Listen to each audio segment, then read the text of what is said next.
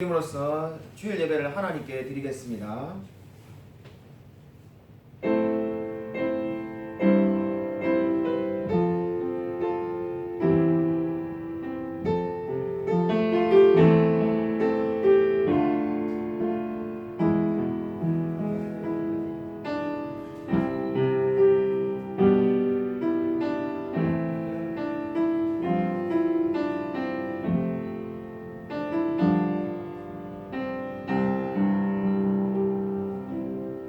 하나님 아버지 감사를 드립니다. 눈이 오고 여러가지 환경이 좋지 않지만은 우리가 주님 앞에 예배드리러 모일 수 있게 해주심을 감사를 드립니다.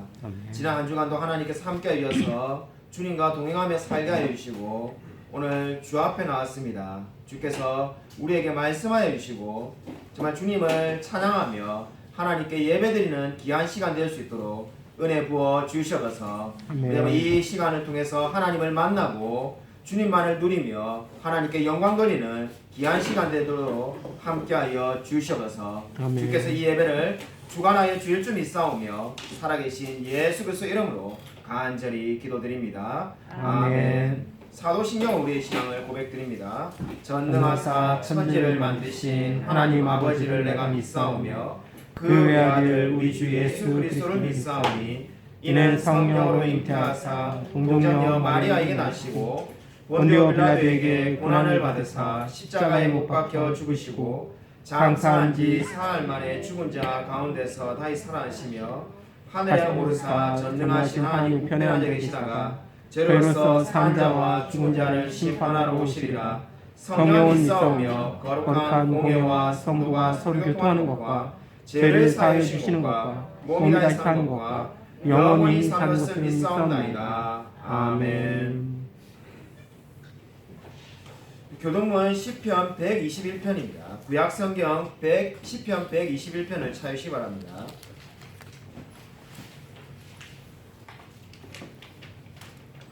구약성경 897면에 있습니다.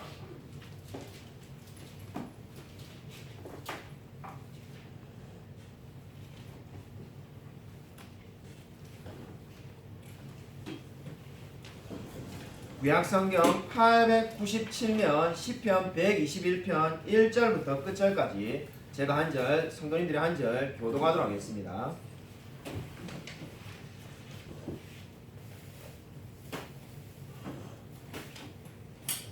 내가 산을 향하여 눈을 들리라. 나의 도움이 어디서 올까?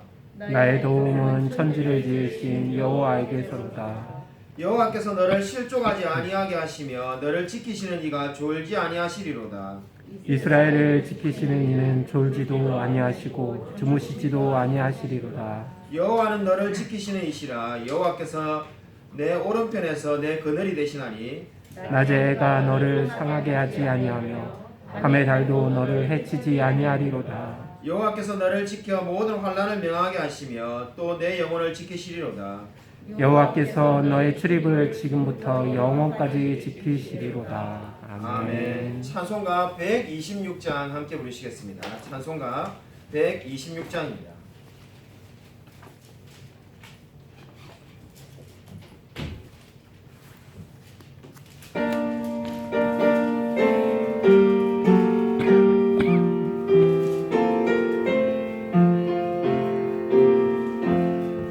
천사 찬송하기를 거룩하신 구주께 영광 돌려보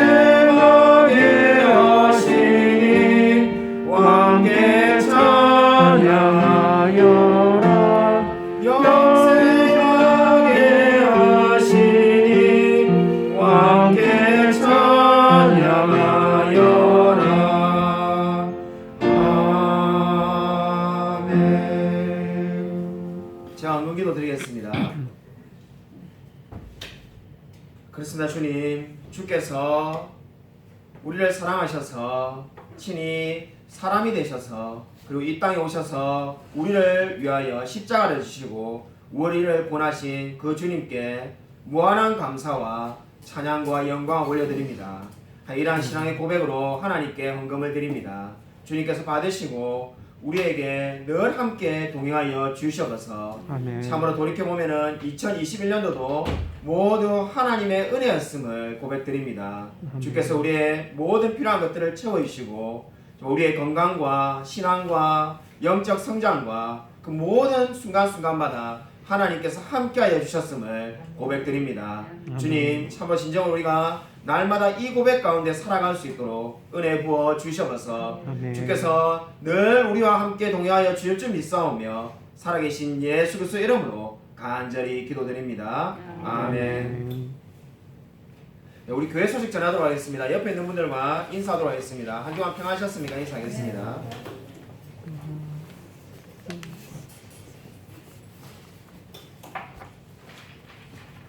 성탄절 예배가 이번 주 토요일 오전 11시에 있습니다. 여러분이 잘 기억하셔야 되는 게 주일 예배는 1부와 2부 그리고 주일학교 예배 이렇게 지금 세 번에 나누어서 드리고 있습니다만은 이 성탄절 예배는 11시 한 번만 드립니다. 그래서 이번 주 토요일 11시에 교회에 나오시면 되겠습니다. 그 다음 주 주일 설교는 우리 교회 협동 목사님으로 지금 사역하고 계시는 김용성 목사님께서 주일 예배를 말씀해 주시겠습니다. 코로나 확산을 방지하고자 마스크를 필히 착용해 주시고 방명록의 이름을 꼭 기억하시기 바랍니다. 그 주보 맨 아래에 있는 하이델베르그 요리문답 제117문 하도록 하겠습니다. 제가 문제를 읽고 여러분이 답을 하시면 됩니다. 하나님께서 기뻐하시고 들으시는 기도는 어떤 성격을 지닙니까? 첫째로 그의 말씀에서 자신을 계시하신 유일하고 참되신 하나님께서 구하라고 우리에게 명령하신 모든 것들을 마음을 다하여 오직 그분에게만 간구하는 것이요. 둘째는 우리의 필요와 비참함을 올바르게 적절하게 살아서 하나님의 위엄 앞에서 우리 자신을 낮추는 것이요. 셋째로 우리에게 제적 자격이 없어서 하나님께서 그의 말씀 속에서 우리에게 약속하신 대로 우리 주 그리스도를 위하여 우리의 기도를 반드시 들어주시리라는 것을 든든히 확신하는 것입니다. 아멘. 오늘 설교 말씀은 골로새서 1장 21절부터 29절이 되겠습니다. 신약 성경 골로새서 1장 21절부터 29절까지를 찾으시기 바랍니다.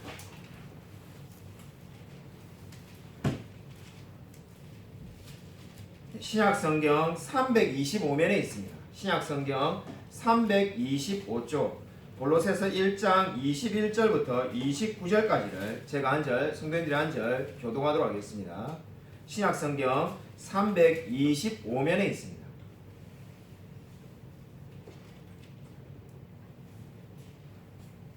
전에 악한 행실로 멀리 떠나 마음으로 원수가 되었던 너희를 이제는 그의 육체의 죽음으로 말미암아 화목하게 하사 너희를 거룩하고 흠없고 책망할 것이 없는 자로 그 앞에 세우고자 하셨으니 만일 너희가 믿음에 거하고 터 위에 굳게 서서 너희 들은 바 복음의 소망에서 흔들리지 아니하면 그리하리라. 이 복음은 천하 만민에게 전파된 바요 나 바울은 이 복음의 일꾼이 되었노라.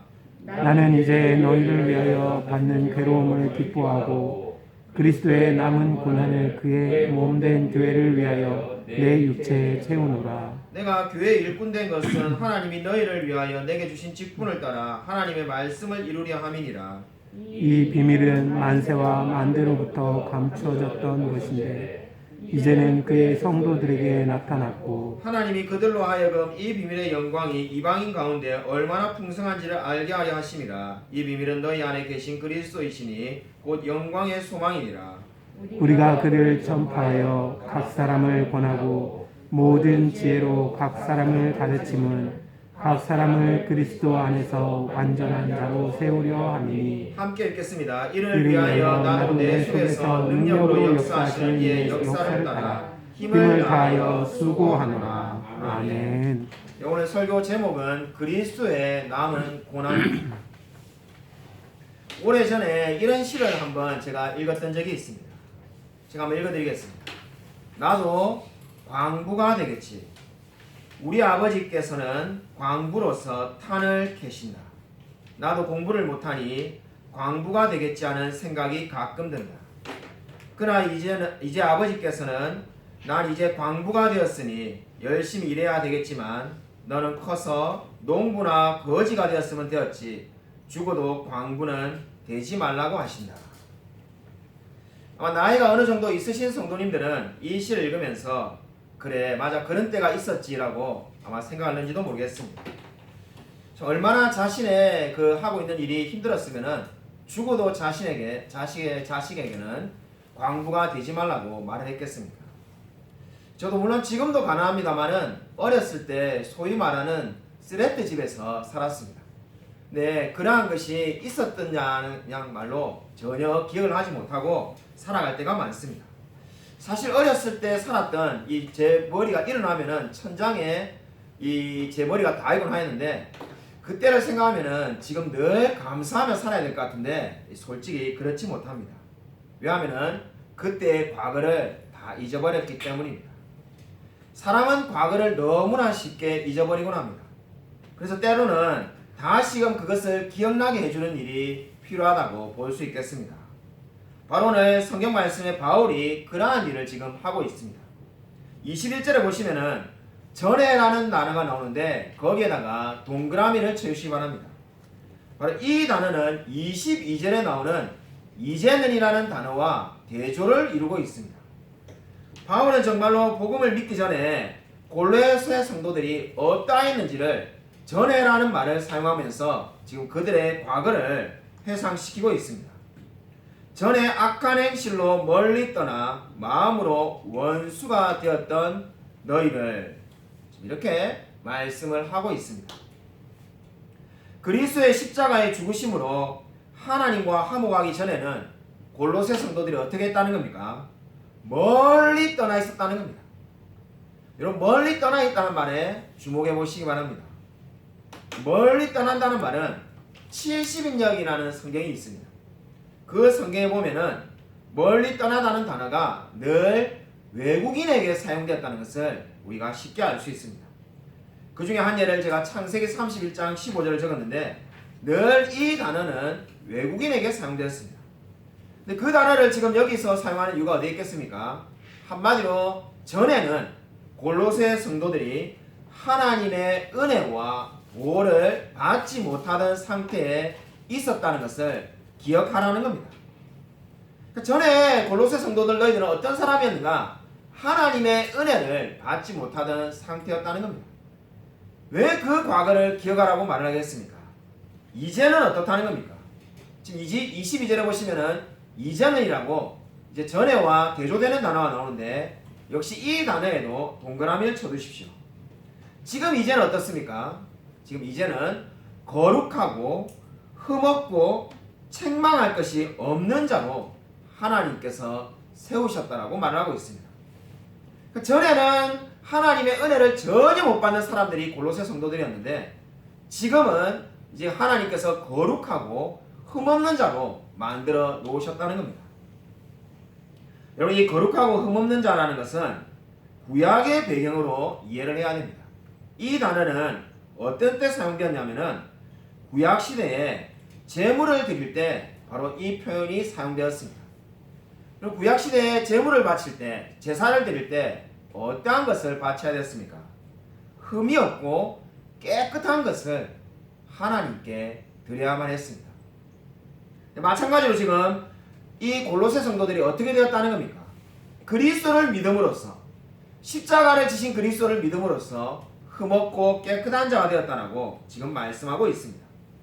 전에는 하나님으로부터 멀리 떠나 있는 자였지만 이제는 흠없고 깨끗한 자가 되었다라고 성경은 말씀하고 있습니다. 이것이 현재 골로새 교회 성도들의 모습입니다. 그리고 이 모습이 저와 여러분의 모습이기도 합니다. 그러면 이렇게 거룩하고 책망할 것이 없는 자가 된 골로새 교회의 사명은 무엇일까요? 무엇을 하라고 하나님께서 거룩하고 흠없는 자로 이 골로새 성도들을 만들어 주셨은가요? 23절에 보시면은 그들이 무엇을 해야 될지가 나오는데, 만일 너희가 믿음에 거하고 터 위에 굳게 서서 너희의 들은 바 복음의 소망에서 흔들리지 아니하면 그리하리라. 이렇게 말씀하고 있습니다.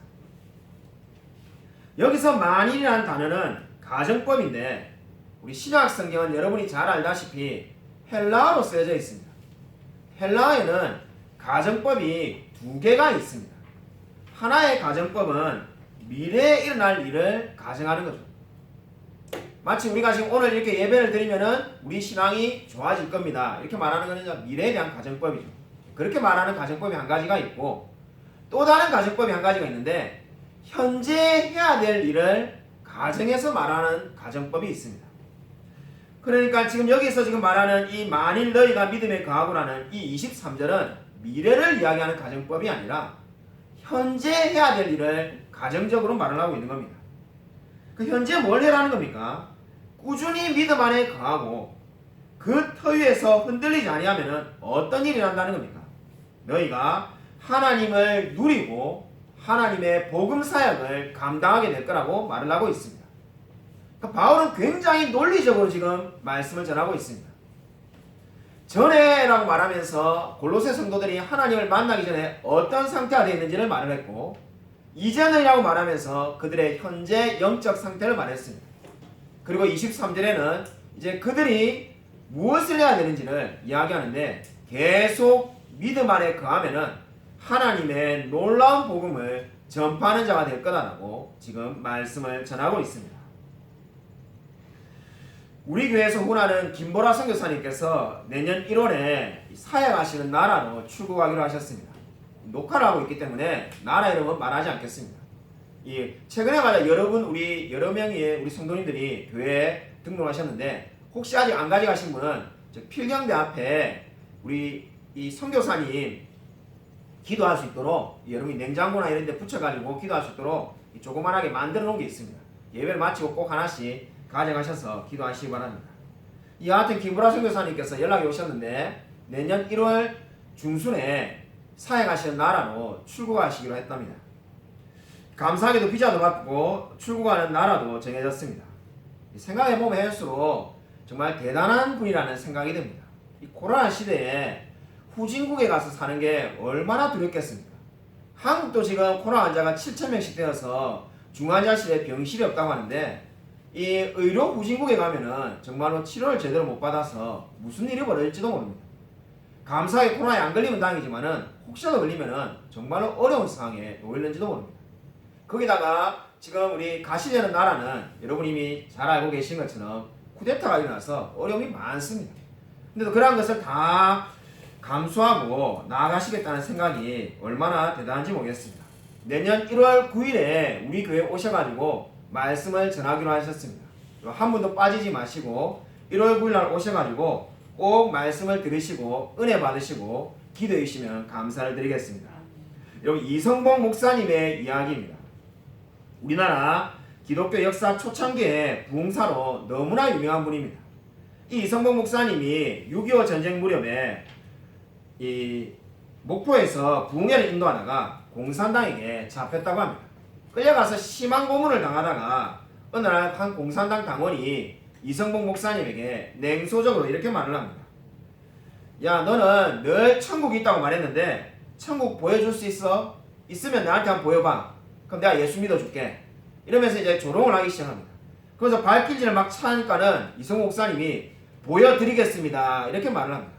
그자 공산당 당원이 그래도 이게 목사라고 말은 잘하니 하면서 더 때리기 시작합니다. 천국이 눈에 보이지도 않는데 뭘 보여준다는 거냐 하면서 계속해서 때리면서 더 조롱합니다. 그러자 이성봉 목사님께서 정말로 지금 보여줄 수 있습니다, 이렇게 말을 했다고 합니다. 그자 공산당 당원이 놀래가지고 어떻게 보여줄 수 있단 말이냐, 죽어서 가는 게 천국 아니냐라고 말을 했습니다. 그때 이성봉 목사님이 이렇게 대답을 했다고 합니다. 예, 천국 본점은 제가 보여드릴 수 없지만은 천국 지점은 보여드릴 수 있습니다. 바로 그 천국 지점이 제 마음에 있습니다. 제 마음의 모든 것을 다 보여드릴 수가 있습니다.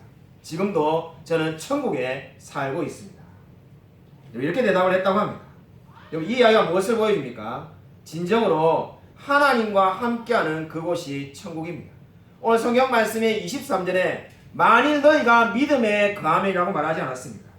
만일 너희가 이 믿음에 거하고 터 위에 굳게 선다면 그것이 먼 미래를 이야기하는 것이 아니라 지금 현재를 이야기하고 있습니다.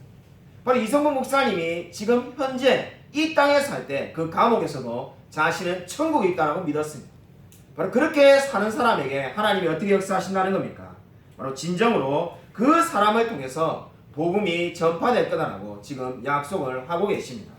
여러분 정말로 저와 여러분의 마음 가운데 천국이 있음을 믿습니까?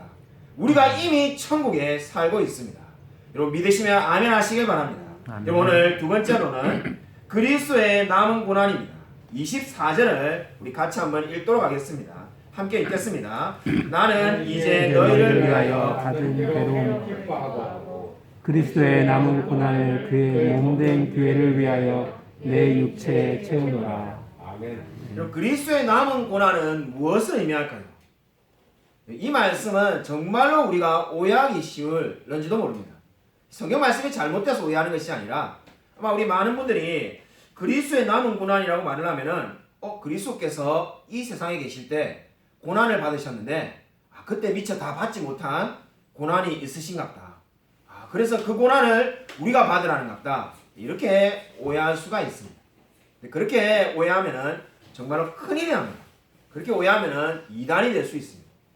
그리스도는 모든 고난을 다 받으셨습니다. 어떻게 우리가 그걸 알 수가 있습니까? 요한복음 19장 30절에 예수님께서 십자가에 돌아가실 때 뭐라고 말씀하셨습니까? 다 이뤘다. 다 이뤘다고 말씀했습니다. 고난을 덜 받았다면 다 이뤘다 말을 해서는 안 되지 않겠습니까? 그래서 여러분 여기서 그리스도의 남은 고난은 절대로 그리스도께서 덜 받으신 미처 못 받은 고난이 있다. 이런 식으로 해석해서는 안 됩니다. 그럼 그리스도의 남은 고난은 뭘 의미할까요? 그리스도의 남은 고난을 그의 몸된 교회를 위하여 내 육체에 채워놓으라. 지금 이렇게 말씀하고 있지 않습니까? 이 말씀을 어떻게 이해해야 될까요? 여러분 채워놓으라는 단어에 여러분 우리가 이 말씀을 이해할 수 있는 중요한 키가 있습니다. 채워놓으라는 말은 맞은편에서 다시 고난을 채운다는 뜻이 되겠습니다. 그러니까 그리스도의 맞은편에서 지금 다시 고난을 받는 분이 누구이십니까? 그러니까 맞은편에서 다시 고난을 받는 분이 누굽니까? 그리스도가 되겠습니다. 그러니까 그리스도께서 그의 몸된 교회를 위하여 다시 고난을 받는다는 겁니다. 그러니까 그리스도가 교회를 위하여 고난을 받으면 자연스럽게 어떻게 됩니까? 바울도 고난을 받을 수밖에 없습니다. 그러므로 그리스도의 남은 고난은 한마디로 말해서 교회가 받는 고난을 의미하는 겁니다. 그리스도의 몸인 교회가 고난을 받는 거죠. 그러니까 그리스도의 남은 고난이란 게 예수님이 이 땅에 살아계실 때 못 받은 고난이 아니라 그리스도의 몸이라고 칭하는 우리 교회가 받는 고난이 그리스도의 고난이 되겠습니다. 그리스도의 남은 고난이 되겠습니다. 그래서 요한복음 16장 33절에 세상에서는 너희가 환난을 당하나 담대하라 너희가 세상을 이겼노라고 말하였습니다. 성경 그 어디에도 교회가 아무런 어려움이 없을 거라고 말하지 않았습니다. 여러분 교회가 핍박을 받고 박해를 받아도 당연한 걸로 여기시기 바랍니다. 우리 사람인지나 제 친구 목사님들, 지인 목사님들도 막 이렇게 코로나 시대에 솔직히 막 흥분해가지고 한 번씩 여러 번 전화가 왔습니다.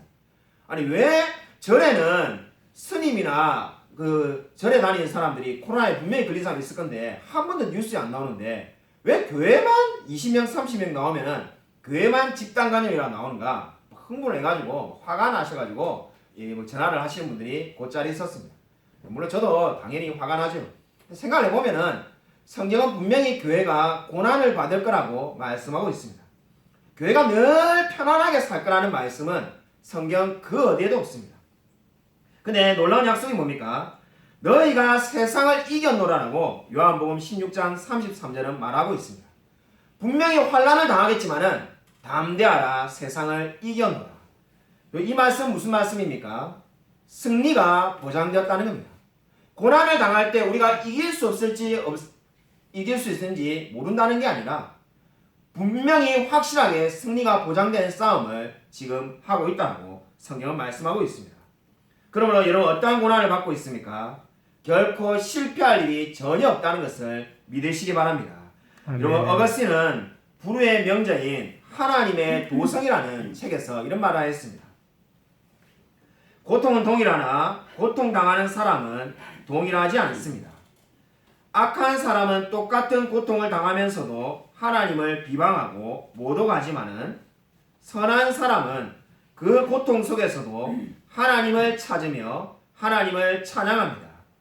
모든 사람이 무슨 고통을 당하느냐가 문제되는 것이 아니라 어떻게 당하느냐가 문제입니다. 똑같은 미풍이 불어오지만은 오물은 더러운 냄새를 풍기고 거룩한 기름은 향기로운 냄새를 풍깁니다. 이 글이 1700년 전에 어거스틴이 쓴 글입니다. 너무나 대단하지 않습니까? 무슨 고통을 당하느냐가 중요한 게 아닙니다.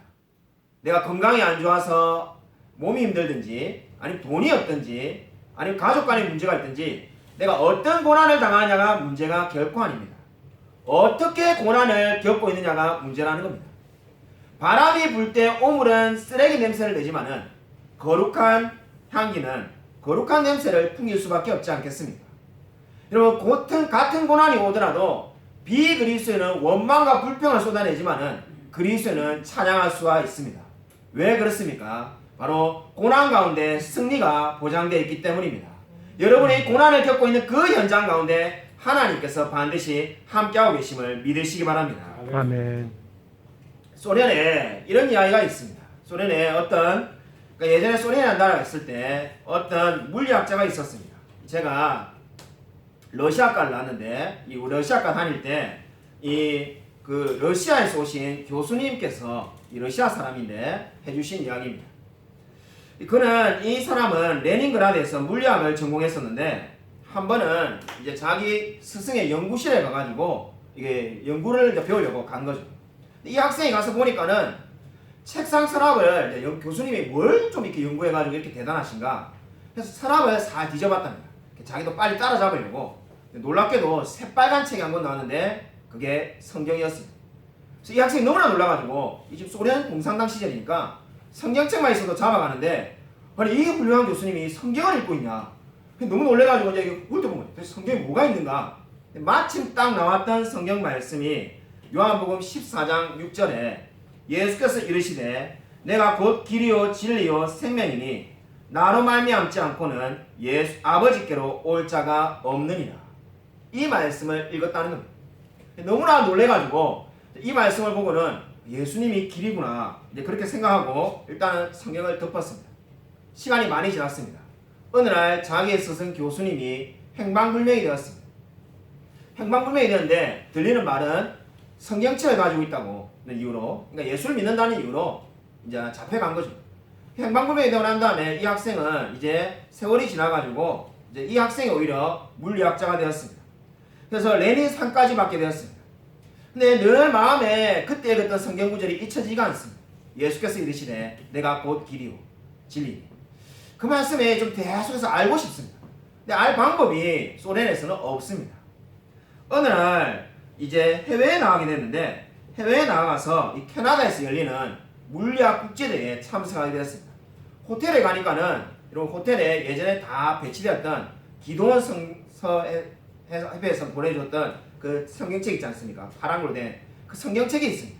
그래서 그 성경책을 보고는 찾아서 그 말씀을 읽었습니다. 다시 읽어도 그 말씀에 마음에 전율이 있습니다. 그래서 너무나 놀래가지고는 그 사람이 그것을 읽고는 이제 다시는 여기 있으면 안 되겠다 생각해서 망명을 신청해서 결국은 캐나다로 망명을 하게 됩니다. 이 아이가 무엇을 알게 해줍니까? 진정으로 하나님은 지금도 역사하시는 분이라는 것을 알게 해줍니다. 하나님은 말씀을 통해서 사람들에게 역사를 하게 해줍니다. 수많은 사람들에게 하나님은 어떻게 역사하십니까? 말씀을 통해서 그들을 하나님께로 인도하고 계시는 분인 줄로 믿으시기 바랍니다. 아멘. 저와 여러분이 믿는 하나님은 죽은 자의 하나님이 아니라 지금도 살아서 역사하시는 분인 줄로 믿으시기 바랍니다. 아멘. 오늘 마지막으로 세 번째로 바울의 사명과 복음 전파 방법입니다. 25절부터 29절을 보면은 바울의 사명과 복음 전파 방법이 나오고 있습니다. 25절 말씀을 다시 한번 같이 읽겠습니다. 우리 같이 한번 읽겠습니다. 네, 시작. 내가 교회의 일꾼된 것은 하나님이 너희를 위하여 내게 주신 직분을 따라 하나님의 말씀을 이루려 함이니라. 그럼 아멘. 여기서 보시면은 25절에 직분이라는 말이 나옵니다. 예전에 우리가 썼던 개역 한글판은 이 말씀을 경륜이라고 하였고, 영어 성경 RSV는 신적인 직분이라고 그렇게 표현하기도 하였습니다. NIV 영어 성경은 위임된 사항이라고 말하였고, 이러한 번역 외에 우리가 번역할 수 있는 또 가능한 번역이 있습니다. 저는 이 번역을 좋아하는데, 하나님의 크신 구원 계획으로 번역이 가능합니다. 그러니까 내가 교회에 일꾼된 것은 뭐라는 겁니까? 하나님이 너희를 위하여 내게 주신 하나님의 크신 구원의 계획을 따라서 하나님의 말씀을 이루려 한다는 겁니다. 저와 여러분이 다 우리 교회의 일꾼이 된 것은 하나님이 크신 구원의 계획을 따라서 되었다라고 성경은 말씀하고 있습니다. 너무나 은혜롭지 않습니까? 그냥 어쩌다가 우연히 우리가 이 넘치는 은혜에 의해서 같이 만나게 된 것이 아니라 하나님의 크신 구원의 계획을 따라 만나게 된 줄로 믿으시기 바랍니다. 그리고 이 말씀만 해도 너무나 은혜로운데 더 놀라운 은혜의 말씀이 그 다음 구절에 나옵니다. 26절에 보면은 이 모든 것이 어떻다는 겁니까? 비밀이라고 말을 하고 있습니다. 여러분, 비밀이라면 우리 어떤 생각이 듭니까? 아마 우리 많은 분들이 비밀이라면 본능적으로 드는 생각이, 지금 우리 교회 입구에 저 문에 번호키가 있는데 우리 교회 성도님 중에서도 아마 아시는 분은 새벽 기도를 나오시거나 주중에 기도하러 나오시는 몇몇 분들만 비밀번호를 알고 있습니다. 이렇게 알고 있는 게 바로 비밀이죠. 우리가 생각하는 비밀은 바로 이런 건데, 이렇게 생각하고 이 말씀을 읽으면 의아하다는 생각이 듭니다. 아니, 우리가 하나님의 크신 구원 계획을 아는 게 뭐가 비밀인가? 성경에 다 기록되어 있지 않습니까? 성경에 우리를 창세전부터 사랑했다는 게 다 기록되어 있어가지고 성경책이 지금 다 오픈되어 있는데 이게 무슨 비밀인가? 아마 이런 생각이 안 들래야 안 들 수가 없습니다. 여러분들, 왜 성경은 비밀이라고 말하고 있을까요? 저와 여러분이 이미 다 알고 있고 세상의 모든 사람들이 원하면 알 수 있는 이 내용을 왜 성경은 비밀이라고 말을 하고 있을까요? 그 이유는 너무나 간단합니다. 그리고 너무나 분명합니다. 복음을 받아들이기 전에는 이 하나님의 크신 구원의 계획을 그 누구도 알 수가 없기 때문입니다. 하나님을 믿는 자만이 이 구원의 계획을 믿을 수가 있습니다. 그렇기 때문에 이 비밀은 어떻다는 겁니까? 저와 여러분에게는 비밀이 아니지만은, 저와 여러분에게는 하나님의 놀라운 구원의 계획이 다 이제 알려진 사실이지만은, 아직까지 하나님을 만나지 못한 영혼들에게는 이것이 지금도 여전히 비밀로 남아있다는 겁니다. 그렇기 때문에 성경은 비밀이라고 말을 하고 있습니다. 하나님을 알지 못하는 사람들은 아무리 성경을 읽은들 이 놀라운 크신 구원의 계획을 받아들이지가 않습니다. 여러분, 진정으로 이 놀라운 구원의 계획을 믿고 있습니까? 그렇다면 하나님께 감사하시길 바랍니다. 아멘. 우리가 똑똑하고 뛰어나서 이 구원의 계획을 받아들인 것이 아니라 하나님께서 먼저 우리를 사랑하셔서 우리가 이 놀라운 구원의 계획을 믿게 된 줄로 믿으시기 바랍니다. 여러분, 진정으로 저와 여러분도 이 놀라운 구원의 비밀을 깨달은 자들이지 않습니까? 저는 설교 준비하면서 내내 5년 전에 있었던 우리 교회 비그리스도인 성경공부 모임이 떠올랐습니다. 당시에 우리 교회 성도님이 아마 제 기억에 5명, 6명밖에 되지 않을 때였는데, 너무나 답답한 마음에 우리 박정 사모가, 당시 우리 예인이가 행정초등학교 1학년이었었는데 1학년 그 학부모 모임에 가가지고는 학부모들에게, 그 교회를 안 다니는 분들에게 우리 교회 와서 성경공부하자고 말을 했습니다. 지금 돌이켜 보면은 이 교회를 안 다니는 분들에게 성경공부하자고 교회를 오라고 말한 것도 참 대단한 용기입니다. 더 놀라운 거는 무려 5명이나 되는 분들이 그 말을 듣고 교회에 왔다는 겁니다. 이 교회를 안 다니는 사람이 성공부를 하려고 왔고, 그래서 그분들이 3개월 동안 성경을 공부하였습니다. 그리고 그 중에 한 분이 지금도 우리 교회 집사님으로 계시는 김민성 집사님이십니다. 그래서 참 이 말씀을 준비하면서 생각해 보면은, 그 당시에는 제가 그렇게 안 믿는 분들하고 성공을 한다니까 제 친구 목사님들이 그런 거 해봐야 아무 달라지는 거 없고 그냥 지치기만 하고 힘만 빠지니까 그냥 앉아서 목양실에서 말씀만 연구해라, 뭐 그렇게 말했는데, 돌이켜 보면은 정말로 거기에 놀라운 하나님의 역사가 있다는 것을 이제 깨닫게 됩니다. 여러분, 이것이 무엇을 말합니까? 하나님은 우리가 생각지도 못하는 방법으로 우리의 삶을 인도하시는 분이십니다. 아멘. 여러분, 이 사실을 믿으시기 바랍니다. 아멘. 우리가 생각하는 대로 하나님이 움직이지 않습니다.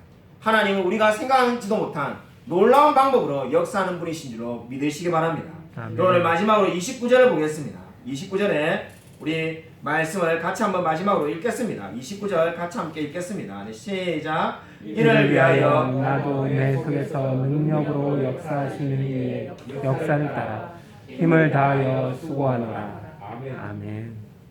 여러분, 하나님의 놀라운 구원의 계획을 깨달았다고 말을 했는데 그것이 비밀이라고 말하였습니다. 그러면 그것을 깨달은 사람은 어떻게 살까요?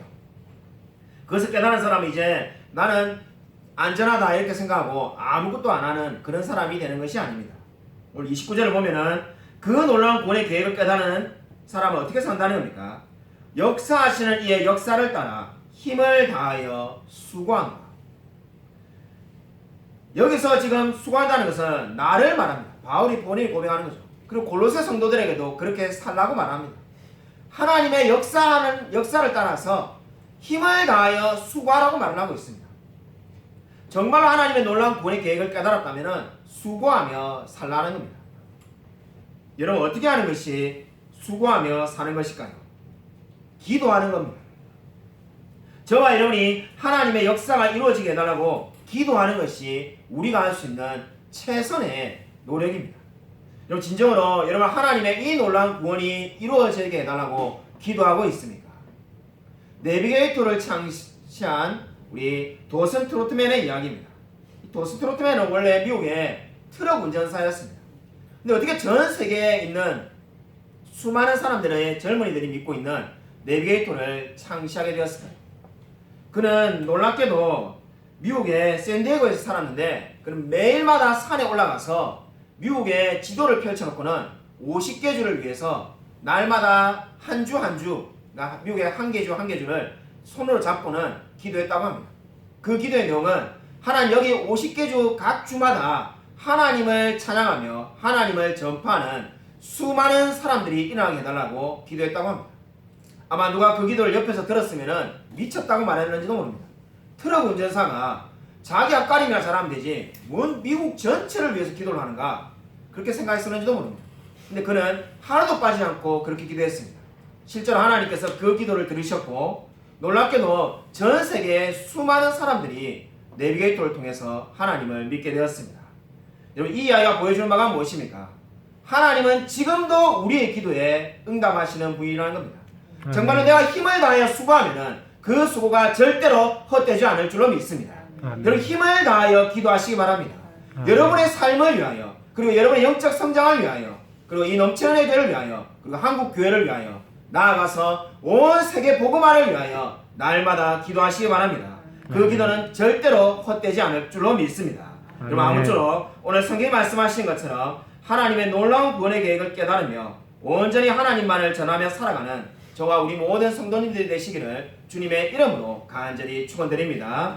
이 시간 우리 말씀을 생각하면서 1분간 묵상으로 기도하고자 합니다. 진정으로 하나님께서 놀라운 구원의 크신 계획이 있어서 우리를 구원하신 줄로 믿고 정말 우리가 온 힘을 다하여 주님의 나라의 확장을 위하여 수고하며 살아갈 수 있게 해달라고 날마다 하나님과 동행하며 살아갈 수 있게 해달라고 이 시간 우리 1분간 말씀을 생각하면서 묵상으로 기도하겠습니다.